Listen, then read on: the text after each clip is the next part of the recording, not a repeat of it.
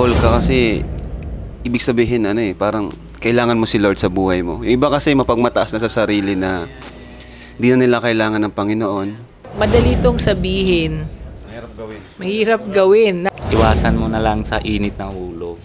Kasi pag yung ako mismo pas na ginagawa naman sa bahay lang, pag halimbawa na init ng ulo si Pia, tahimik na lang ako para hindi yung malala. Ang pagpakumbaba, palatandaan ng isang pagsunod. At dahil sa pagpakumbaba, makakagawa ka ng mabuti. Hindi naman habang buhay nasa taas ka. So yung mga nasa ibaba, minsan naangat din sila. Di mo alam pag-angat nila, ikaw naman nasa ibaba. So kailangan humble lang palagi. Hindi ka nagpapakumbaba, parang mayabang ka. Kumbaga parang alam mo na lahat. Kumbaga hindi ka na makikinig sa iba kasi alam mo na lahat, mas alam mo ang tama. Jesus Lord na nga siya eh. Hindi siya nga gumanti. May nakita akong video sa Sinakulo nung April, yung nagbubuhat ng cross. Sinipa siya nung isang binaba niya yung cross, ginantihan niya yung viral yung video eh. Napanood niyo yun? Hello po, welcome back to my channel, ER Villagomez, dito po sa YouTube.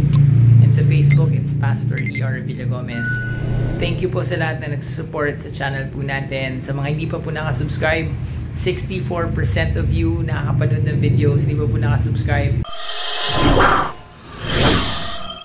Na bago gawin ng ibang bagay ngayong araw, buong linggo, ay ikaw po ang aming unahin, Panginoon. Kung aming dalangin sa pangalan ni Jesus. Amen. Lubusin na ninyo ang kagalakan ko. Magkasundo kayo't magmahalan at magkaisa sa isip at layunin. Huwag kayong gumawa ng anuman dahil sa pansariling layunin o pagyayabang. Sa halip, bilang tanda ng pagpapakumbaba, ituring ninyong higit ang iba kaysa inyong mga sarili. Malasakitan ninyo ang kapakanan ng iba at hindi lamang ang sa inyong sarili. Naway magkaroon kayo ng kaisipan na tulad ng kay Kristo Jesus. Ang title po ng ating binasa ay ang halimbawa ni Kristo. Sa English po, Imitating Jesus Christ's Humility. Humility. Ang title po natin ngayon ay Hype versus Humility. Bakit mahalaga po ang pagpapakumbaba sa tingin nyo? Siguro po walang nagpapakumbaba, kumbaga walang magkakaintindihan. Kasi kapag hindi ka nagpapakumbaba, parang mayabang ka, kumbaga parang alam mo na lahat. Kumbaga hindi ka na makikinig sa iba kasi alam mo na lahat, mas alam mo ang tama.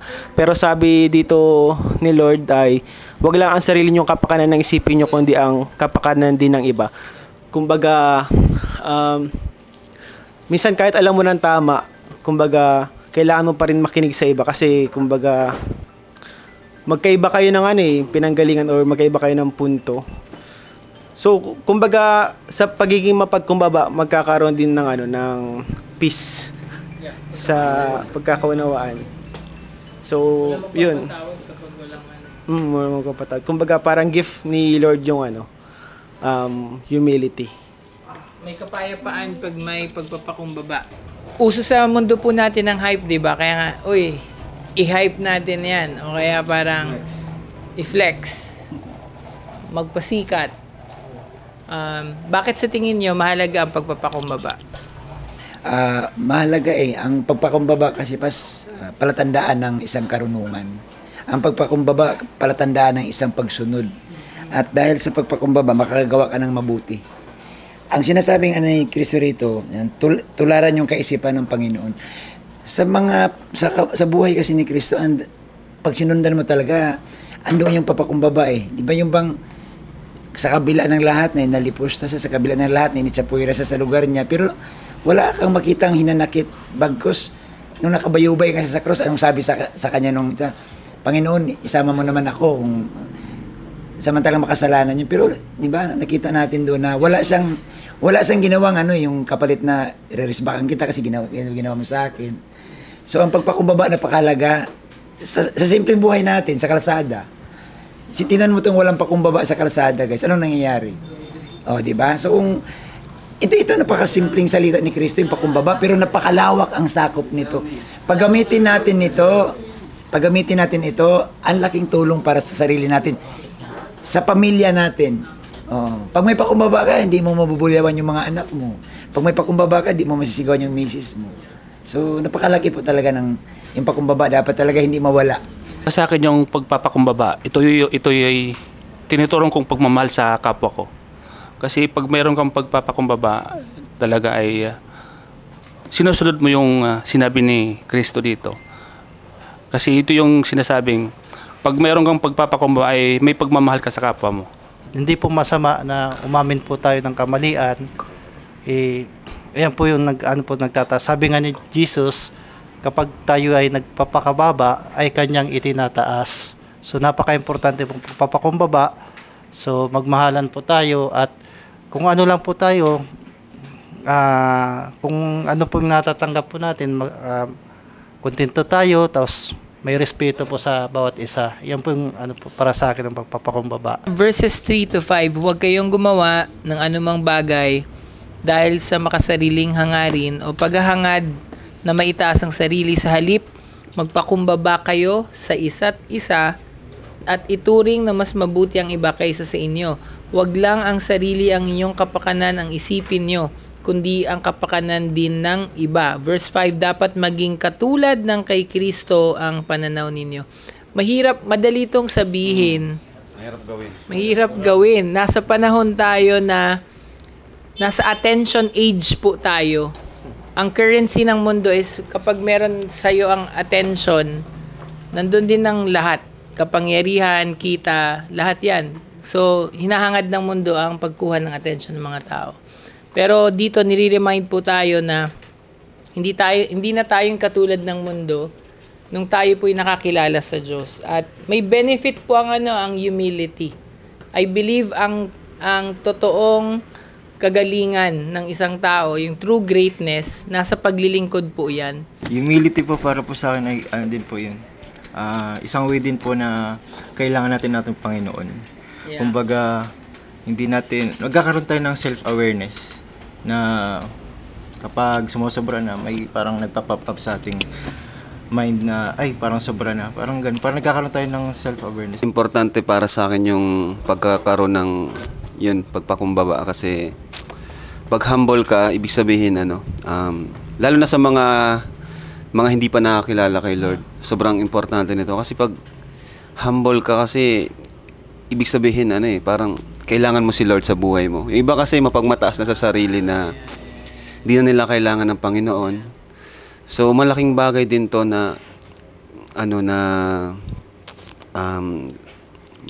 magpakumbaba tayo na hindi natin kaya ang ating sarili and kailangan natin ng Panginoon. And yun, saka ito kasi yung tinuro niya eh. Kaya kailangan talaga ito eh.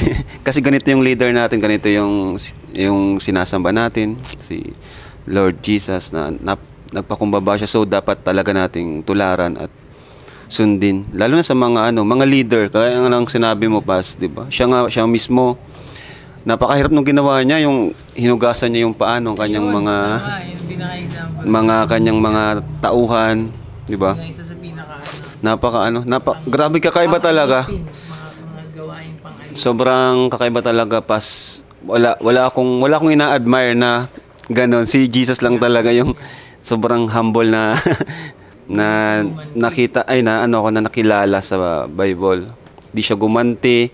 Grabe, sobrang sobrang hirap nung ginawa niya talaga.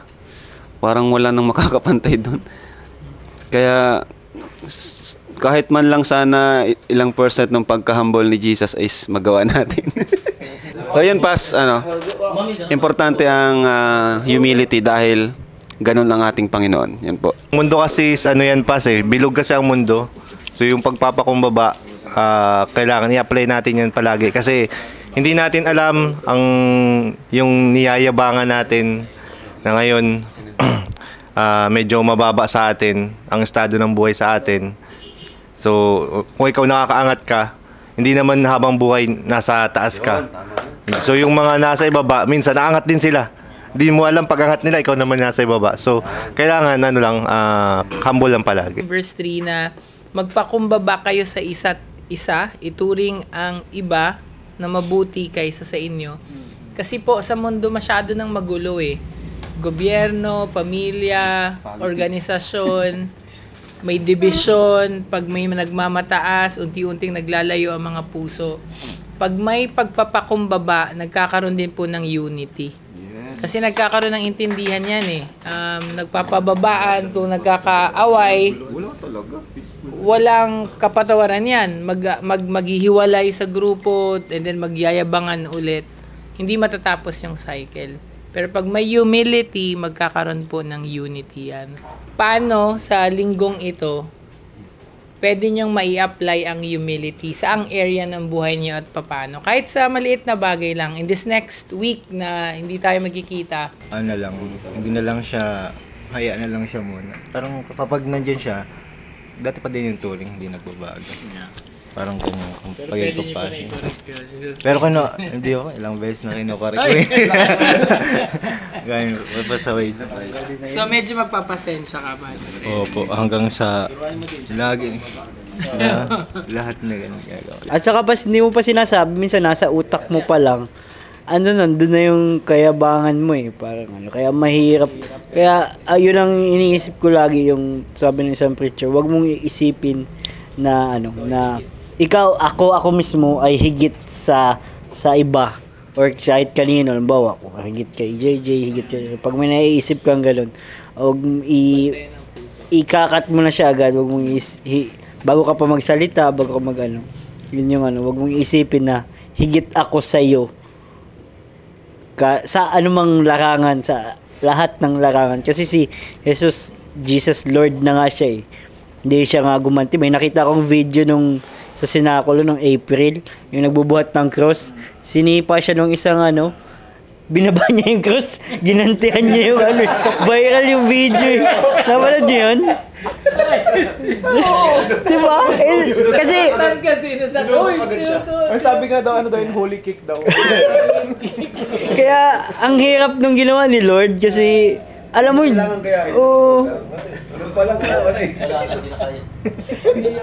Doon mapakita na iba talaga yung ginawa niya.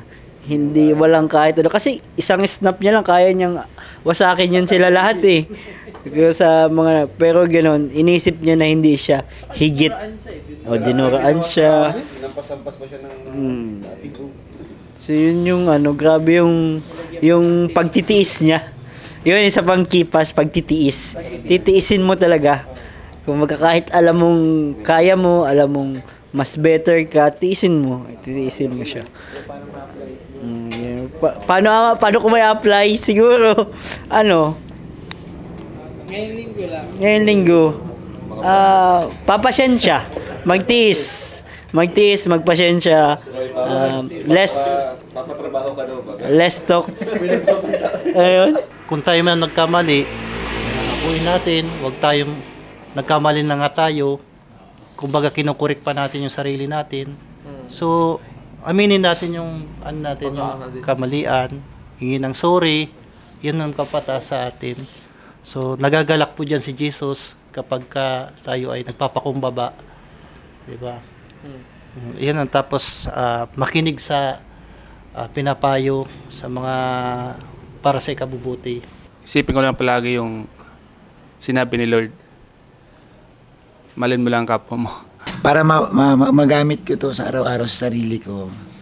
Sa lahat ng pagkakataon siguro laging mag-pause sandali. Kasi minsan bunga ng kabiglaan, mag-pause sandali at diba, laging isipin na yung salitang pakumbaba. Dahil pag wala talaga, iba talaga ang kahinatnan eh. No? Sa iba naman siguro nangyayari din na pag nabigla ka, nakapagsalita ka ng hindi maganda, nakakasakit ka ng damdamin ng iba.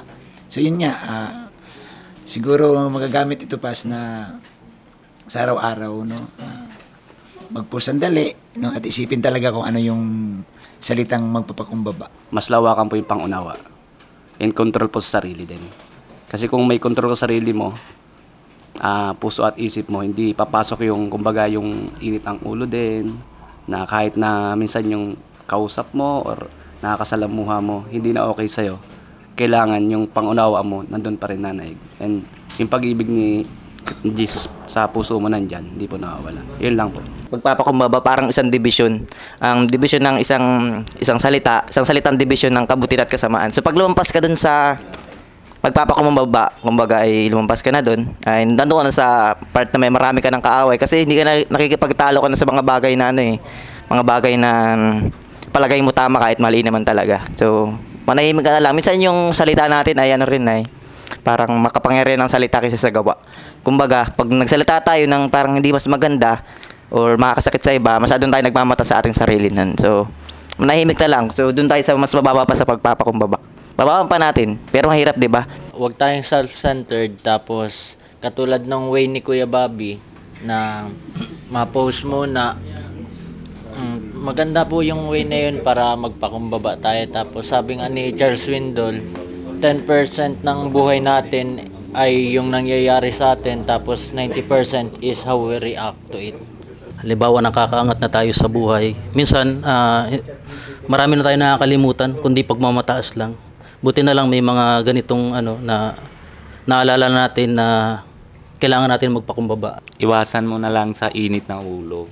Kasi pag yung ako mismo pas na ginagawa naman sa bahay lang, pag halimbawa na init ng ulo si Pia, tahimik na lang ako para hindi yung malala. Hindi yung Tapos isa pa yung bata, hindi rin nakita sila na yung away namin, kung ano naman. Di iwasan lang talaga na yung init na ulo. Tapos isa pa kasi pag na mababa ng ang sarili mo, dami ka na mahal. Dami na yung kaibigan mo. Kasi pag nayabang ka, wala na lahat, unti-unti layo na sa'yo, di ba? May apply ko siguro to by admitting mistakes. Admitting mistakes isa yan sa kasi pagka kasi minsan ako kahit alam kong mali ako, pinaglalaban ko pa eh. Kaya doon nagkakaroon minsan ng ng gulo, pero siguro kasi matututo naman tayo sa mga pagkakamali. And isa pa, siguro accepting feedbacks. Tanggapin natin kung ano yung mga nandito kasi nakalista yun dito eh. Sinearch ko. Accepting feedbacks. So, yan kasi makakabuti rin niya sa atin. Kahit na medyo negative yung nasasabi sa atin, pero meron pa rin naman magandang matututunan tayo. Ina-apply ko naman so far. Siguro yung respeto sa kahit kanino. Kahit ano man yung estado niya sa buhay, yung dapat yung pagtrato mo is same pa rin. Kung mayaman man siya o mahirap. Kasi parang rin yun pagiging humble. Kasi halimbawa, mas nakakaangat ka dun sa isa, then yung pagtrato mo is same level lang kayo. So yun po siguro sa akin yung yung masasabi ko, yung dapat may respect din tayo sa mga kasama natin. Isa pa yung sinabi rin ni Buddy, yung makinig. So yun, bilang leader, kailangan ko rin makinig. Lalo na kay Mrs. kasi diyan kami nag-aaway. minsan kasi doon yung pinagtatalunan namin pero na-realize ko na tama rin naman yung mga sinasuggest niya sa akin. And yun nga, so dapat makinig tayo. Kahit kanino, kahit pa alam nating mas tayo, feeling natin tayo yung tama, makinig pa rin tayo. Try natin, di ba? Malay mo, ma-realize mo, ikaw pa lang talaga yung mali. So, yun lang po, Pas. Thank you. Salamat po. Palakpakan po natin bawat isa. So, mismong in-apply din ni Rab sa habang nagsasalita siya, yung humility kasi yung pag-amin. Hindi lang sa grupo natin, sa buong mundo siya umamin. Ang ganda, kung i-apply po natin lahat ng sinabi ninyo, I pray na hingi kayo ng tulong kay Lord na mangyari yon. Masusubok kayo nitong sinabi nyo Baka pagkatapos pa lang nito, road rage, may makaaway kayo, may manginis, and then maalala nyo itong pinag-uusapan natin. Sa akin, ang pinaka-application ko siguro dito is, ang unang pakikinig ko kay Lord, na yung sinasabi niya, yung dapat baguhin sa atin. Kasi pwedeng tayo, kampante na tayo na magaling ka, meron ka na, kaya mo na yung sarili mo. Pero pag si Lord na mismo yung nakipag-usap sa'yo, may sinasabi siya, may kita mo, dahil pa palang dapat baguhin sa akin. So sa akin po, I'm a work in progress. Marami pang babaguhin si Lord. At ang yabang kasi hindi halata eh. Yung parang, kukumusta mo isang tao, ikaw, how would you describe yourself? Sasabihin mo, humble po ako. Di ba? Pag sinabi mo, hindi ka na humble eh. Di ba? Parang, dapat iba yung magsasabi. Or, dahil ang hirap niyang i-apply talaga. Kaya po yung title ng binasa natin is, Imitating Christ Example. Hindi natin to ginagawa dahil tama lang. Ginagawa natin to kasi gusto natin maging katulad ni Jesus na sa atin ay nagmahal. Kasi nung tayo naman nabubuhay nang wala si Jesus, andun na yung yabang eh. Andun na yung sarili lang. Pero dahil nakita natin na yung way ni Lord mas maganda na sinasabi dyan, Lord, susunod ako sa ways mo. I-apply po natin yung Word of God. So this week po, pwede nyo po yan ulit basahin. Sabi nga ni Kuya Bobby, ayan, Bob's Way. Diba? Mag-pause muna, Bobby's Way. Mag-pause muna. Or bago mag-react, huwag ka agad mag-react. Kumari, magagalit ka, imbis na magsalita ka kaagad. Take a pause or pray. Ask God's help. At baka magkaroon po ng peace kesa rage. So, Lord, I pray for humility for this group. Lord, I pray for changed lives, changed hearts, Lord. Ikaw, Lord, ang totoo, mag-transform sa amin at makita namin ang aming sarili na mas natulad mo sa aming pagpakababa ng loob. At Lord God, matuto kaming makinig, matuto kaming magpatawad. Lord God, makinig kami sa corrections mo. At Lord, mag-glorify ka sa buhay na ito dahil Lord God, ikaw ang lahat-lahat sa amin.